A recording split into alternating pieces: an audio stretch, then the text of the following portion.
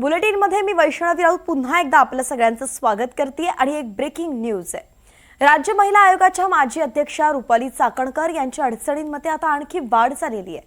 अशोक खरातमुळे रुपाली चाकणकरांचा पाय आणखी खोलात गेलेला आहे। एसआयटी चौकशीनंतर आता रुपाली चाकणकरांची ईडी सुद्धा चौकशी करणार असल्याचं कळतंय। उद्या म्हणजे 14 मेला ईडी चौकशीसाठी त्यांना हजर राहण्याचं समन्स बजावण्यात आलंय। समता पतसंस्थेमधील बनावट खाती आणि आर्थिक व्यवहार तसंच खरातशी संबंधित संस्थांमधील सहभाग या संदर्भात ईडीकडून चौकशी होणार आहे।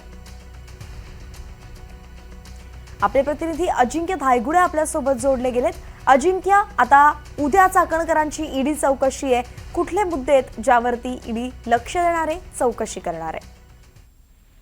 वैष्णवी, खरं तर अगदी काही दिवसांपूर्वीच राज्य महिला आयोगाच्या महिला अध्यक्षा रुपाली चाकणकर यांची जी माजी महिला अध्यक्षा यांची एसआयटीने 5.5 तास चौकशी केली होती। बोंधूबाबा अशोक खरात प्रकरणात रुपाली चाकणकर यांची चौकशी झाली होती। आता रुपाली चाकणकर यांना ईडीकडून देखील समन्स बजावण्यात आलेला आहे आणि 14 तारखेला चौकशीसाठी हजर राहण्याचे आदेश देण्यात आलेले आहेत।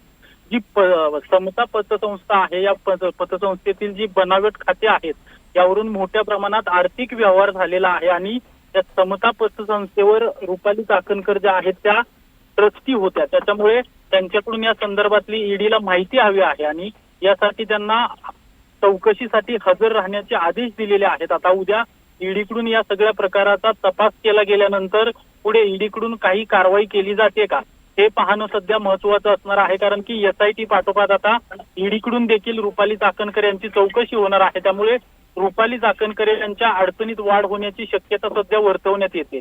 वैष्णवी, धन्यवाद अजिंक्य। पाहावं लागेल की चाकणकर या चौकशीसाठी उपस्थित राहत आहेत का।